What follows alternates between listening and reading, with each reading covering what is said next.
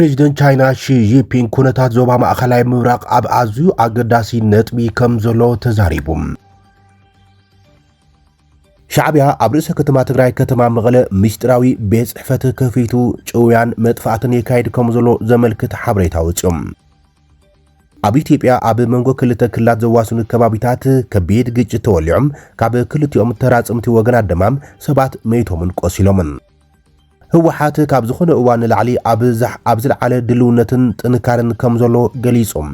ኣብ ልዕሊቶም ብሄራዊ ክሕተት ፈጺሞም ዝበሎም ሓይልታትን ከምኡውን ዓሳቢኦም ዝበሎ ስርዓት ብልጽግናን ዘድሊ ናይ ነብሰ ምክልኻል ስጉምቲ ንምውሳድ ኣብ ሙሉእ ድልውነትን ትካላዊ ሓድነትን ከም ዘሎ ዘመልክት መግለፂ ዘርጊሖሎም። ሕብረት ኣውሮፓ ምስ ኢትዮጵያ ብስንኪ ኩናት ትግራይ ተበላሽዩ ዝጸንሐ ርክቡ ናብ ስሩዕ መሊስዎም።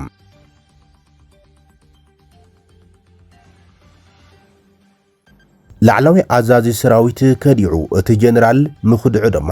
እቲ ተዋጋኢ ሓይሊ ኣጋጢሞ ዘሎም ናይ ሓድነት ምሽርሻር ዘመልክት ዝርዝር ዜና ወፂሎም።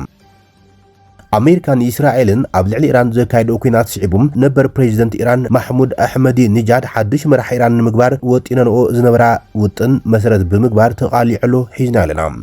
ኢራን ኣሜሪካ ዳግማይ እንተጥቂዓታ ዝኸፍአ ግብረ መልሲ ከም ጽበያ ኣጠንቂቓ ዝብሉም ሓደሽትን እዋናዊ ምዕባለታትን ቀሪብናልኩም ኣለና። ክቡራት ተኸታተልትና ትግራይ ሆራይዘን ሰብስክራይብ፣ ላይክ፣ ሼር እንዳገበርኩም ዜናታትና ክሳብ መወዳእታ ተኸታተሉ ኣይትኸስሩን ኢኹም።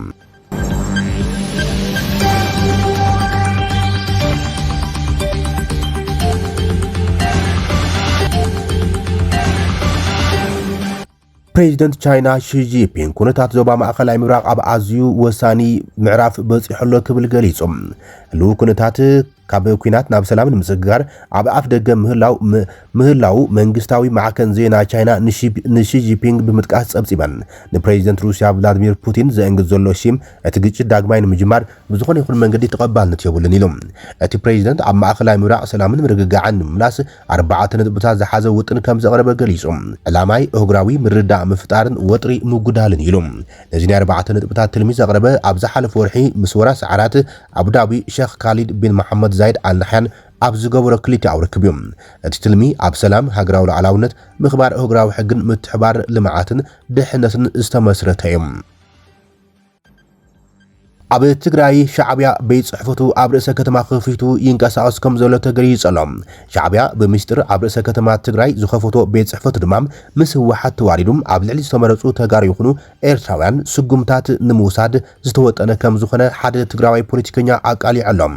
ኣብ ትግራይ ዝንቀሳቐስ ውድብ ባይቶና መራሒኡ ዝኾነ ኣቶ ክብሮም በርሀም ህልው ፖለቲካውን ጸጥታውን ኩነታት ትግራይ ብዝምልከት ንፋና ቴሌቪዥን ዝርዝር ሓበሬታ ካፊለሎም። ብመሰረት እቲ መራሒ መንግስቲ ኤርትራም ሻዕብያ ኣብ ከተማ መቐለ ብዘይ ዝኾነ ኣፍሉጦ ወይ ድማ ምልክት ምስጢራዊ ቤት ጽሕፈት ብምኽፋት ጽምዶን ዝተቐበለ ጉጅለ ህወሓት ብምውሃድ ብዘይ ዝኾነ ገደብ ኣብ ትግራይ ይንቀሳቐስ ከም ዘሎን ዝተፈላለዩ ናይ ጭውያን ምስዋርን ገበናት ይፍጽም ከም ዘሎ ገሊጾሎም። እዚ ዓይነት ኣካይዳ ኣብቲ ክልል ዘሎም ልዕልነት ሕግን ጸጥታዊ ቁጽርን ኣብ ሕቶ ዘእቲ ጥራይ ዘይኮነም ንመጻኢ ዕድላት ህዝቢ ትግራይ ዓብይ ስጋትን ህውከትን ዝፈጥር ከም ዝኾነ እቲ ፖለቲከኛ ስሚሩሎም። ብተወሳኺ ኣቶ ክብሮም ኣብቲ ቃለ መሕትቶም ነቲ ኣብ ትግራይ ነዊሕ ዓመታት ኣብ ስልጣን ዝጸንሐ ህወሓት እውን ብትሪ ነቒፎሎም። ህወሓት ቁጽሪ 1 ተሓታቲ ምጥፋእ ህዝቢ ትግራይ ክብል እዮም ኣቶ ክብሮም ከይስዎ ዘሎም። ህወሓት ኣብ ዝሓለፉ ዓመታት ዝወሰደቶም ጉጉያት ፖለቲካዊ መስመራትን ውሳነታትን ኣብ ልዕሊ ህዝቢ ትግራይ ዓብይ ስቃይን ስደትን ዕንወትን ብርሰትን ከም ዘስዓበን ብጭቡጥ እቲ ውዳበም ቀንዲ መጥፍኢ ህዝቢ ትግራይ ከም ዝኾነም ኣቶ ክብሮም ከይሰሎም። ኣቶ ክብሮም ህወሓት ንስምምዕነት ፕሪቶሪያን ሕገ መንግስቲ ኢትዮጵያን ንጎኒ ብምግዳፍ ምስ ሻዕብያ ተሻሪኹም ንኻሊእ ዕናዊ ኩናት ኣብ መሬት ትግራይ ንምጅማር ምንቅስቃሳት ይገብር ከም ዘሎ ይከሲሶም። ህወሓት ምስ ጆኖሳይደርን ንግዛእታት ትግራይ ወሪሩ ዝርከብን ሻዕብያ ተላፊኖም ኣብ ልዕሊ ተጋሩ ሰፋሕቲ ግፍዕታት ብዘይ ተሓታትነት ይፍጽም ከም ዘሎ ይገሊጾም። ኣቶ ክብሮም ውድብ ባይቶና ንሱ ዝመርሖ ውድብ ባይቶና ይኹን ካልኦት ደለይቲ ለውጢ ሓይልታት ፖለቲካ ትግራይ ብቤት ምክሪ ሰላምን ለውጥን ትግራይ ኣቢሎም ዝተወደበ ምንቅስቃስ ቃልሲ ብምግባር ኣብ ትግራይ ስልጣን ብሓይሊ ዝተቆጻጸረ ህወሓት ብምውጋድ ሰላማውን ንኹሉ ዝሓቅፍ መንግስቲ ንምጥያሽ ኣብ ቃልሲ ከም ዝርከብ ገሊጾሎም። ኣብ ኢትዮጵያ ኣብ መንጎ ክልተ ክልላት ብዘጋጠመ ግጭት ብዙሓት ሰባት ሞይቶም ቆሲሎም ነበርቲ ንቲግባ ኢትዮጵያ ኣብ ዝሃቦ ሓበሬታ እቲ ጎንፂ ንምህዳእ ናብቲ ከባቢ ዝኣተዉ ሓይልታት መንግስቲ ዛጊድ ነቲ ግጭት ክቋፅርዎ ከም ዘይከኣሉ ኣመልኪቶም ኣብ ክልል ኦሮሚያ ዞባ ምዕራብ ጉጂ ወረዳ ሓራምፍማ ዞባ ምብራቅ ሲዳማ ወረዳ ጭሬ ኣብ ክልል ሲዳማ ኣብ ዝርከብ ዶብ ከባቢታት ንቲግባ ኢትዮጵያ ኣብ ዝሃቦ ቃል ምሕተት ዝሓለፈ መዓልቲ ድሕሪ ቀትሪ ኣብ ዝተጀመረ ክሳብ ሕዚ እዚ ዜና ዝዋርደሉም ዝቕፅል ዘሎ ዝበለቶ ናይ ትኹሲ ምልዋጥ ንጹሃት ሰባት ክሞቱን ክቆስሉን ገይረሎም እቲ ግጭት ዘጋጥመሉ ከባቢ ድማ ጎባ ሄባ ኣብ ዝበሃል ከባቢታት መንጎ ክልቲአን ክልላት ከም ዝኾነ ጠቂሶሎም ትማሊ ከባቢ ሰዓት 9 ድሕሪ ቀትሪ መራሕቲ ክልቲአን ጎረባብቲ ክልላት ኣብ ዕዳጋ ጎባ ሄማ ኣኼባ የካይዱ ኣብ ዝነበረሉ እዋን ዘጋጠመ ከም ዝኾነን ካብ ወረዳ ሓራምፍማ ብዝተፈጸመ ሃንደበታዊ መጥቃዕቲ ሰባት ከም ዝተቐተሉ ይገልጽ ጸብጻብ ቲግባ ኢትዮጵያ ነበርቲ እቲ መጥቃዕቲ ሃንደበታውን ኣብ ዕዳጋ ንዝነበሩ ሰባት ዕላማ ዝገበረን ስለ ዝኾነ ብወገን ሲዳማ ሰባት ሽዑ ክመቱን ከሎም ከም ሙጽኢት ዝተባሃበ ግብረ መልስ ድማ ብወገን ኦሮሚያ ሰባት እውን ተቐቲሎም ኣሎም ንቲግባ ኢትዮጵያ ርእይቶም ዝሃቡ ሰለስተ ነበርቲ ከባቢ ካብ ወገን ሲዳማ ጥራሕ ካብ 6 ክሳብ 10 ሰባት ክመቱን ከሎም ካብ ወገን ኦሮሚያ እውን ተማሳሊ ብዙሓት ሰባት ሞይቶም ኣለዉ ኢሎም እቶም ሕዚ እውን ተኽሲ ኣሎ ዝበሉ ነበርቲ ብዙሓት ሰባት ይሃድሙ ከም ዘለውን እቶም ዝቆሰሉ ናብ ሕክምና ማእከላት ንምውሳድ ምንቅስቃሳት ይግበር ከም ዘለን ጠቂሶም ሓላፊ ቢሮ ሰላም ጸጥታን ክልል ሲዳማ ዳዊት ዳግሶም ንቲግባ ኢትዮጵያ ኣብ ዝሃበ ሓበሬታ ፖለቲካዊ ኣመራርሓ ኣብ ባይታ ዘሎ ህዝቢ ንምህዳን ኣብቲ ከባቢ ዝተፈጠረ ጎንፂ ስዒቦም ኣብቲ ከባቢ ሰላም ንምዕሳል ዝሰርሕ ኣለና ኢሉ በዝሒ ሞት ወይ ስፍሓት እቲ ጉድኣት ግን ካብ ምግላጽ ተቆጢቡ እቲ ሓላፊ ቲግባ ኢትዮጵያ ምስ መራሕቲ ዞባ ምዕራብ ጉጂ ክልል ኦሮሚያ ንምርኻብ ተረጋጋሚ ጻዕርታት ከም ዝገበረ እንትኾነ ከም ዘይተዓወተሉ ገሊጾሎም ኣብ ክልቲኡ ዞባታት ካብ ዘለዉ መዳርግቲ ኣካላት ሓበሬታ ንምእካብ ድማ ተወሳኺ ጻዕርታት ይገብር ከም ዘሎ ቲግባ ኢትዮጵያ ጸብጺቦም ህወሓት ኣብ ዝሕዚ እዋን ኣብ ዝለዓለ ድልውነትን ቆመና መኸተን ከም ዘሎ ገሊጾሎም ህወሓት ኣብ ዘርግሑ መግለጺ ስርዓት ብልጽግና ነቲ ዝኣወጀ ጀኖሳይድ ንምዕዋት ትኩረት ገይሩ ዝሰርሓሉም ሓድነት ህዝቢ ትግራይ ምዝራግን ውዳቦታት ብምፍራስ ህዝቢ ትግራይ ማእኸል ስኢኑ ክበታተን ምግባር ከም ዝኾነ ገሊጾሎም ነዚ ከም ቀንዲ መጥቀሚ ገይሩ ዝጥቀመሎም ዘሎ ድማ ህወሓት ከዲዖም ዝበሎም ተጋሩ ኣብ ትሕቲኡ ዓሲቡ ብልጽግና ህዝቢ ብኸባቢ ክጋጮ ብሄራዊ ትካላቱን ውዳቦታትን ክፈርሳም ለይትን ቀትርን እናጻዓሪኦም ክብል ይከሲሱ ዘሎም ህዝቢ ትግራይ ብሎ ንሱ ካድረታት ህወሓት ግን ነዚ ሽርሒ በጣጢስናዮ ኣለና ዝበለ ኮይኖም ብልጽግና ሕዝቡን ሓድነት ህዝቢ ትግራይ ክብትንን ውዳቦታቱ ከፍርስን ንዝወፈረ ጉጅላዊ ብሄራዊ ክሕደት ተጠቂሞም ናብ ሓደገኛ ምንቅስቃሳት ኣብ ምግባር ዝርከብ ክብል ይገሊጹ ዘሎም ነቶም ብፖለቲካዊ ኣፈላላዮም ካብ ዓዶም ትግራይ ተደፊኦም ዝወፁ ሓይልታት ፖለቲካ ትግራይ ድማ ህዝቢ ትግራይ ተቃሊሱም ትክክለኛ ደንቦም ናብ ዝኾነ ጀኖሳይደር ስርዓት ክጽምበሩ ገይርዎም ኣሎ ብምባል እዩ ኣዘራራቢ መደምደምታ ዝህብ ህወሓት እዚ ከዳዕ እናበለ ዝጽውዖም ሓይልታት ፖለቲካ ትግራይ ህልውናን ድሕነት ህዝቢ ትግራይ ንጎኒ ገዲፎም አንጻሩ ይንቀሳቀሰሉ ብምባል እዩ ዝኸሶም እቶም ኣባላት ጉጅለ ክሕደት እናበለ ዝገልጾም ነቲ ወሓስ ህዝቢ ዝብሎም ዝኾነ ሰራዊት ትግራይ ንምፍራስ ዝፍሕስዎ ዝነበሩ ሽርሕታት ሕዝቡን ኣብ ኣደባባይ ይገልጽወሉ ብምባል እዩ ገሊጹ ዘሎም እዚ ድማ ህወሓት ነቲ ኣብ ዝሓለፈ ሰንበት ኣብ ኣዲስ ኣበባ በዓል ጀነራል ጻድቃን ገብረትንሳኤን ኣቶ ጌታቸው ረዳን ዘጣይሽዎም ቤት ምክሪ ሰላምን ለውጥን ትግራይ ዝብል ንህወሓት ብምውጋድ ኣብ ትግራይ ንኹሉ ዝሓቅፍ ፖለቲካዊ ስርዓት ንምጥያሽ ቆሪጽና ኣለና ኢሎም ዘፍለጥዎ እዩ ግብረ መልሲ ዝህቦም ዘሎም ህወሓት ምንቅስቃስ ዞም ሓይልታት ፖለቲካ ትግራይ ነቲ ሰራዊት ትግራይ ኢሉ ንጽውዖም ካብ ኮር ንላዕሊ ተባሂሎም ተኣማንነቶም ንህወሓት ዘረጋግጹ ሓይልታት ንምውጋድ እንገብሮ ቃልሲ ከም ውድብን ትካላቱን ኣብ ዝለዓለ ጥንካረን ድልውነትን ከም ዘለዋ ብምግላጽ ኩሎም ሕቶታት ህዝቢ ትግራይ ንምምላስ ኣብ ዝለዓለ ቁመና ኢና ንርከብ ክብል ገሊጾሎም ብሓፈሻ ድማ ህዝቢ ትግራይ ንቃልሲ ህወሓት ዘድሊ ሓገዝ ክገብር ከም ዘለዎ እዩ ህወሓት ኣብ መግለጺኡ ጻውዒት ኣቕሪቡ ዘሎም ህወሓት ኣብ ዝሕዝዋን ስልጣን ብሓይሊ ብምቁጻር ንግዜያዊ ምምሕዳር ትግራይ ተቆጻጺሮም ሓደሽቲ ናይ ባዕሉ ሽሞታት ዝህብ ዘሎ ኮይኑ ዶክተር ደብረጽዮን ገብረሚካኤል ፕሬዚደንት ኢሉ ሽሞት ብምሃብ ድማ ካብ ውሽጢ ይኹን ደገ ቅቡልነት ስኢኖም ኣብ ሓደገኛ ናይ ቅቡልነት ቅልውላው ከም ዝርከብ ዝፍለጥ እዮም ኣብዛሓ ሕጋዊ ኣፍልጦ ውድብነት ዘለዎን ሓይልታት ፖለቲካ ትግራይ ድማ ንምንቅስቃስን ውሳነን ህወሓት ብትሪ ተቃውሞን ይገልጻይን ዘሎም ሕብረት ኣውሮፓ ምስ ኢትዮጵያ ብስንኪ ኩናት ትግራይ ተበላሽዩ ዝጸንሐ ርክቡ ናብ ንቡር መሊስዎም ሕብረት ኣውሮፓ ንዜጋት ኢትዮጵያ ንቡር ሕግታት ቪዛን ሸንገን ንክህብ ወሲነሎም ምትሕባር ዳግመ ምቕባር ዜጋታት ድማ ተማሒሹ ከም ዘሎ ገሊጾም ሕብረት ኣውሮፓ ንዜጋት ኢትዮጵያ ስታንዳርድ ኣሰራርሓ ቪዛ ሸንገን ናብ ንቡር ንምምላስ ብምንቅስቃስ ኣብ 2024 ብራስለስ ኣብ ዳግመ ምቕባል ዘይስሩዓት ስደተኛት ብኢትዮጵያ እኹል ምትሕባር ከም ዘይተገበረላም ገሊጹ ነይሩ እዮም በዚ ድማ ነቲ እገዳ መገሻታት ገይሩ ነይሮም ኣብ ቀረባ እዋን ብትካላት ሕብረት ኣውሮፓን ዲፕሎማስያዊ ልኡኻትን ዝተሓተሙ ውሳነታትን ምልክታትን እቲ ኣብ ወርሒ ሰነ 2024 ዝተኣታት ወቀይድ በተኽ ዝበሉ ስጉምታት ሕዚ ብኢትዮጵያ ኣብ ኣተሓዛ ኣገባባት ምምላስ ስደተኛት ዓብይ ቀጻል ንምምሓሽ ገይራላ ክብል እዩ ገሊጹ ዘሎ ኢትዮጵያን ዜጋት ዳግማይ ብብዙሕ ምእታዊ ቪዛ ሸንገን ብቕዓት ክኾኑ ከሎም ዲፕሎማስያውን ኣገልግሎት ፓስፖርት ዘለዎም ሰባት ድማ ካብ ክፍሊት ቪዛ ነፃ ክኾኑ ዝገብር እዮም እቲ መደበኛ ናይ ቪዛ መስርሕ ግዜ እውን ናብ 15 ናይ ካላንደር መዓልታት ተመሊሱ ኣሎ ኢሎም እዚ ገደባት ንመጀመርታ ግዜ ብቤት ምክሪ ሕብረት ኣውሮፓ ኣብ ማይዛ 2024 ብመሰረት ዓንቀጽ 25 ሕጊ ቪዛ ሕብረት ኣውሮፓ ጸደቑ ኮይኖም እቲ ውድብ ኣብ ኣውሮፓ ብዘይስሩዕ መንገዲ ዝጸንሑ ዜጋታት ኢትዮጵያ ንኽምለሱ ኣብ ምቕባል ምትሕባር ዘይብለን ሃገራት ኣብ ልዕልተን ዘይተሓበረ ሃገራት ድማ ስጉምታት ቪዛ ክገብር ዘፍቅድ እዮም ኣብቲ እዋን እቲ ቤት ምክሪ ኢትዮጵያ ንሕቶታት ዳግመ ምቕባል ምላሽ ኣብ ምሃብ ናይ ህፁ መገሻ ሰነዳት ኣብ ምውጻም ከምኡውን ወለንትናውን ዘይወለንትናውን ናይ ምምላስ ስርሒታት ኣብ ምምሽቻም ትሑት ደረጃ ምትሕባር ከም ዘርኣይ ትገሊጾም ብመሰረት እዚ ካብ ሓደ ሰነ 2024 ብወግዒ ተግባራዊ ዝኾነም ስጉምታት ኣባል ሃገራት ሕብረት ኣውሮፓ ንኢትዮጵያን ኣመልከቲ ዝምልከት ሰነዳዊ ረቑሒታት ከይሓድጋም ብዙሕ መእቶ ቪዛ ከይሂባም ወይ ድማ ንወነንቲ ዲፕሎማስያውን ኣገልግሎትን ፓስፖርት ካብ ክፍሊት ቪዛ ነፃ ከይገብራ ተኸልኪለን ነይረን ናይ ቪዛ መስርሕ ግዜውን ካብቲ መደበኛ 15 መዓልታት ናብ ክሳብ 45 ናይ ካላንደር መዓልታት ተናዊሖሎም መንግስቲ ኢትዮጵያ ኣብቲ እዋን ብውሳነ ሕብረት ኣውሮፓ ከም ዝሓዘነ ገሊጹ ነይሮም ዘበስልጣን ሃገር እቲ ስጉምታት ንተምሃሮ ንንግዲ ዝጓዓዙን ዲፕሎማስያትን ሓዊሶም ንተራ ኢትዮጵያን ብዘይፍትሓዊ መንገዲ ከም ጸልዎም እዩ ሞጊት ነይሮም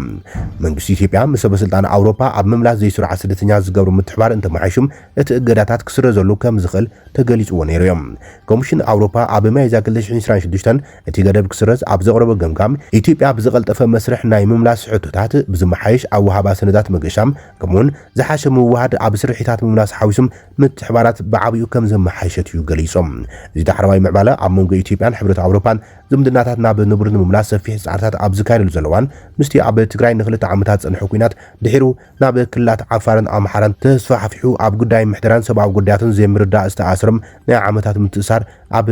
ሓደጋ ወዲቑ ከም ዝነበረ ዝዝከር እዮም ኣብ ማይዛ 2026 ሕብረት ኣውሮፓ ንኢትዮጵያ ዝህቦ ዝነበረም ናይ በጀት ደገፍ ልዕሊ 140 ሚልዮን ዩሮ ዳግማይ ብምጅማር ቁጠባዊ ጽገናታት ዲጂታላዊ ትራንስፎርሜሽን ዕብየትን ውልቃዊ ጽላትን ንምድጋፍ ዝዓለመም ሰፊሕ ፓኬጅ ፋይናንሳዊ ምትሕባር ተፈራሪሙ እዮም ላዕለዋይ ኣዛዝ ሰራዊት ከዲዖም ምፍንጫላት ቀቢላታትን ኪሳራታት ዓውደ ውግን ውሽጣዊ ቅልላው እናዓመቐ ኣብ ዝኸደሉ ዘለዋን ምክሓድ ኣዘዝ ሰራዊት ንኣርኤስኤፍ ከቢድ ፈተና ኮይንዎ ከም ዘሎ ተገሊጸሎም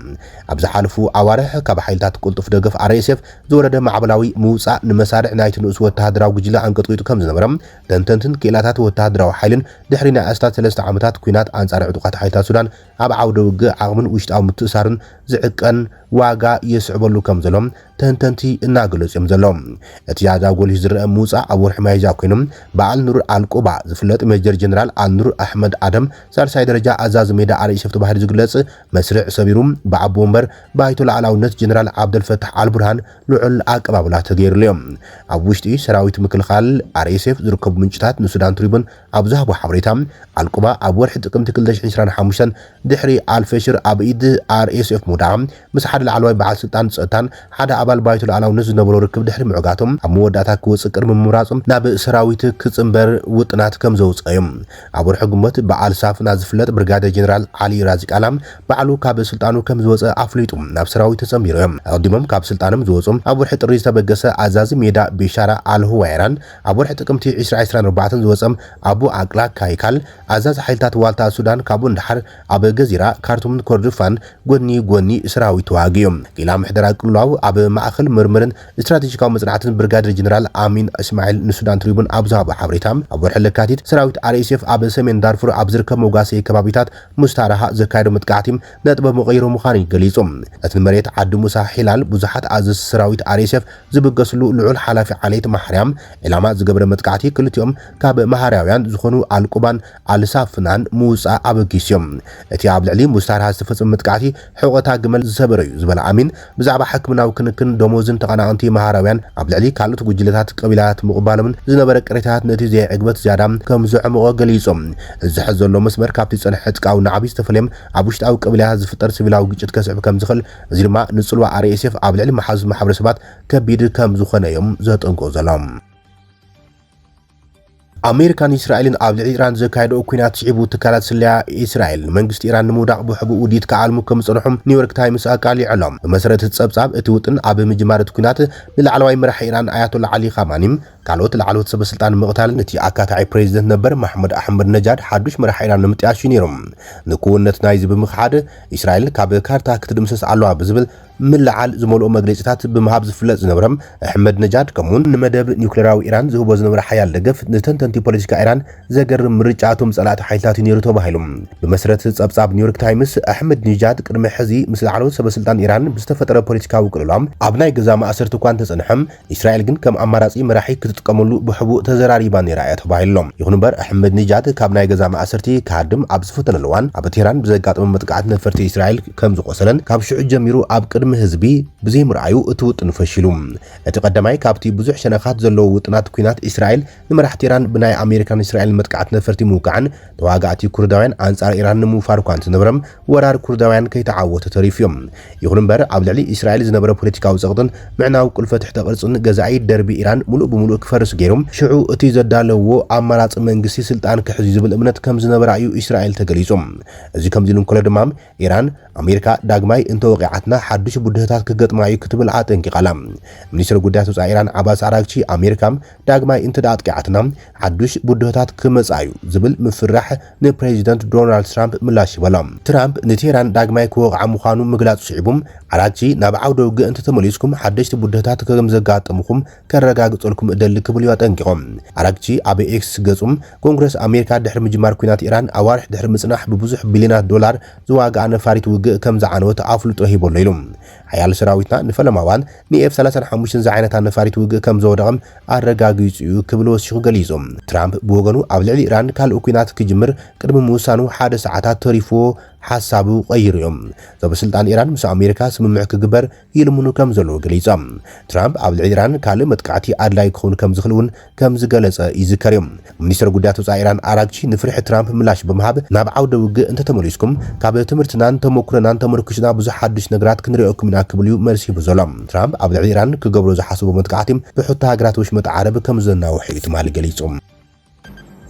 كبراتن فتواتن تخطاتن زيناتنا ليس عزبنا محدشت معبالتاتن وانا زيناتاتن زازمنا سلام